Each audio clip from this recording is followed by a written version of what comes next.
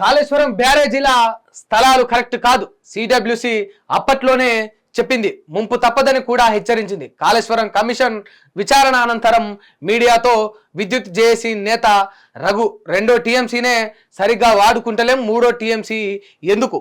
తుమ్మిడి హెట్టాతో పోలిస్తే మేడిగడ్డ వద్ద 6 రెట్ల ఎత్తుకు నీటిని ఎత్తిపోయాలి. అనవసరంగా కరెంటు ఖర్చు, వేలాది ఎకరాల ముంపు తప్ప మేడిగడ్డతో ఉపయోగం ఏమీ కూడా లేదు. టెండర్లు లేకుండా నామినేషన్ పద్ధతిలో కాంట్రాక్టులు ఇచ్చేశారని వ్యాఖ్య. మరి కాళేశ్వరానికి సంబంధించి ఇక విచారణలో నిన్న జరిగింది. ఇక దానికి వెలుగు పత్రికల యొక్క వార్త ఇది. ఇక నమస్తే తెలంగాణలో ఒకసారి చూద్దాం. కాళేశ్వరంపై ఆరోపణకు ఆధారాలేవి, ప్రామాణికత లేని పత్రాలను పరిగణించం, ఆన్లైన్ సమాచారాన్ని అఫిడవిట్లో ఎలా చేర్చారు, వ్యక్తిగత కక్షతో తప్పుడు సమాచారం ఇవ్వచ్చు కదా. విద్యుత్ ఇంజనీర్ రఘుపై ఘోష్ కమిషన్ అసహనం. ఇక ఈయనపైనే ఇక ఘోష్ కమిషన్ అసహనం వ్యక్తం చేసిందని చెప్పేసి వీళ్ళు అంటా ఉన్నారు. ఇక అన్ని తప్పులన్నీ కూడా గత సర్కారే చేసింది. మొత్తం మేడిగడ్డ పేరుతోటి ఇక కరెంటు పేరుతోటి దోసుక తిన్నది కాళేశ్వరం ప్రాజెక్టులో గత బీఆర్ఎస్ సర్కార్ అని చెప్పేసి ఈడ వార్త పడ్డది. సరే, ఏది పడితేనేం ఇక ఎవరి పత్రికలు వాళ్లకు డిఫెన్స్ చేస్తూ ఉన్నాయి. కోర్టులో డిఫెన్స్ లాయర్లు చేసినట్టు ఇక్కడ పత్రికలు వార్తలు రాస్తూ ఉంటాయి. కాకపోతే ఈ రెండు అంశాలను ఒకసారి గమనిస్తే ఈ యొక్క కాళేశ్వరం ప్రాజెక్టులో అవినీతి జరిగింది, అక్రమాలు జరిగినాయి. ఖచ్చితంగా కేసీఆర్ ప్రభుత్వం గతంలో కాళేశ్వరం ప్రాజెక్టు మీద తెలంగాణ సొమ్మును తిన్నదని చెప్పేసి వెలుగు పత్రికలు వార్తలు వస్తూ ఉంటాయి. ఇంత అద్భుతమైన ప్రాజెక్టు పైన ప్రభుత్వం కావాలని కుట్ర పన్నుతామని దుమ్మెత్తి పోస్తా ఉందని చెప్పేసి పదే పదే నమస్తే తెలంగాణ అంటూ ఉంటుంది. వాట్ ఎవర్ ఇట్ ఈస్, అంటే పత్రికలు ఏమన్నప్పటికీ ఇక్కడ ఖచ్చితంగా ప్రభుత్వం అధికారులు బాధ్యతలు నిర్వహించాల్సి ఉంటుంది. కమిషన్ ఏర్పాటు చేయడం వరకు ప్రభుత్వం చొరవ తీసుకున్నది. ఒక ఘోష్ గారు దానికి అధ్యక్షత వహిస్తున్నారు. ఇక విచారణ జరుపుతూ ఉన్నారు. విచారణ చేసే అధికారులు కూడా తప్పులను ఒప్పులను కరెక్ట్గా ఆధారాల ప్రకారం లెక్కగట్టి తీసుకొని నిజంగా అన్యాయం అక్రమాలు జరుగుంటే వాళ్ళపైన చర్యలు తీసుకోవాలి.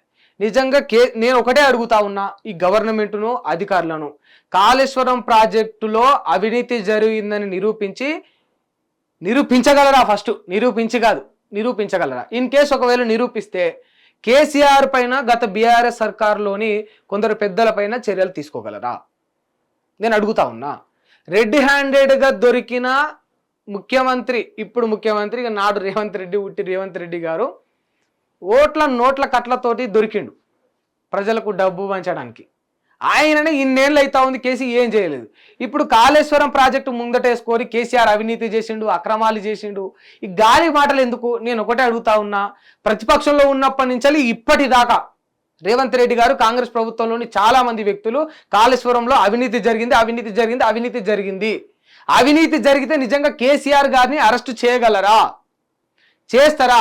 రాజకీయ నాయకులు అందరూ ఒకటి కాదు, మేము నిజంగా ప్రజల వైపు స్టాండ్ తీసుకొని తప్పు ఎవరు చేసినా కూడా వాడిని శిక్ష వేస్తాం అని నిరూపించుకోగలరా?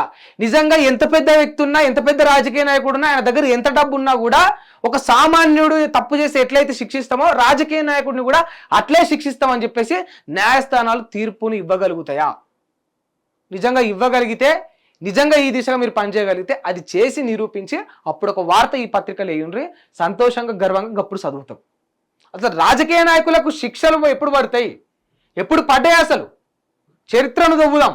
పోనీ ఇది 5 రూపాయల ముచ్చట, 10 రూపాయల ముచ్చట, 2 రూపాయల ముచ్చట కాదే, 1000 కోట్లు 1,00,000 కోట్లు మింగిండి అంటారు. 1,00,000 కోట్లు మింగిండి అనేది గోటీలాటనా? చిన్నప్పుడు అంటా ఉంటారు, మమ్మీ అన్న 2 రూపాయలు గుంజుకుంటూ ఇన్న రూపాయి ఎత్తుకోపోయినా అని పిల్లగాళ్ళు అమ్మ దగ్గర పోయి చాడీలు చెప్పుకుంటారు. చూసినా ఇది గట్లే ఉంది. కేసీఆర్ 1,00,000 కోట్లు మింగిండు. 1,00,000 కోట్లు అంటే ఏంటి? చాక్లెటా, బిస్కెటా? ఏంది అది? గింత అధ్వానమా?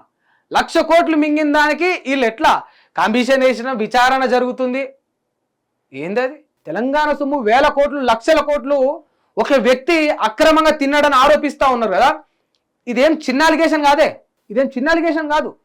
అంత పెద్ద అలిగేషన్, అంత పెద్ద అమౌంట్ గురించి, అంత పెద్ద ఫిగర్ గురించి ఎంత వేగవంతంగా, ఎంత చురుగ్గా, ఎంత అద్భుతంగా పనిచేయాలి. నిజంగా రాజకీయ కక్షలతోటి పనిచేయకపోతే, నిజంగా రాజకీయ నాయకులందరూ ఒకటి కాకపోతే, నిజంగా మీకు తెలంగాణ ప్రజల పట్ల కావచ్చు, బిడ్డల పట్ల కావచ్చు చిత్తశుద్ధి ఉంటే ఇటువంటి కేసులను చాలా చొరవతోటి చాలా చాకచక్యంగా ఛేదించాలి. కమిషన్లు ఉన్నాయన్న పేరుకు కాదు, నిజంగా వాళ్ళ పూర్తి బాధ్యతను వాళ్ళు వహించాలి. అప్పుడు ఏమైనా ప్రజలు ప్రభుత్వాలను, రాజకీయ నాయకులను నమ్మే పరిస్థితి ఉంటుంది. హిట్ టీవీ యాప్ ఇందులో short news, live news, entertainment shows, movies, digital magazines తో పాటు మీ జిల్లా వార్తలను కూడా ఫ్రీగా చూడొచ్చు. అంతేకాదు కేజీ నుంచి పీజీ వరకు విద్యార్థులకు స్కాలర్షిప్ కూడా అందిస్తున్నాం.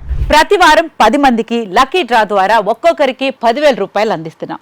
ఇంకెందుకు ఆలస్యం, వెంటనే హిట్ టీవీ యాప్ ని డౌన్లోడ్ చేసుకుని ఫ్రీగా ఎంటర్టైన్మెంట్ పొందండి. Hit TV app. Hit TV app. Please download Hit TV app. Hit TV యాప్ని ఫ్రీగా డౌన్లోడ్ చేసుకొని ఎంజాయ్ చేయండి. మీకు నచ్చిన ఎంటర్టైన్మెంట్ కోసం హిట్ టీవీ యాప్ ని ఫ్రీగా డౌన్లోడ్ చేసుకుని ఎంజాయ్ చేయండి. హిట్ టీవీ యాప్ని డౌన్లోడ్ చేసుకుని ఆస్వాదించండి, ఆశీర్వదించండి. ఇంతమంది సెలబ్రిటీలు హిట్ టీవీ యాప్ ని డౌన్లోడ్ చేసుకోండి అని చెప్తున్నారంటే ఎంత మంచి యాప్ ఆలోచించండి. అమెరికా అమెరికా అమెరికా అమెరికాలో చదవాలనుకునే వాళ్ళకి విశ్వసనీయమైన పేరు మన శౌర్య కన్సల్టెన్సీ. UK లో 1 year masters. UK లో 1 year masters. 2 years work permit up to 5 years visa. Contact Saurya Consultancy. Contact 89851 89851.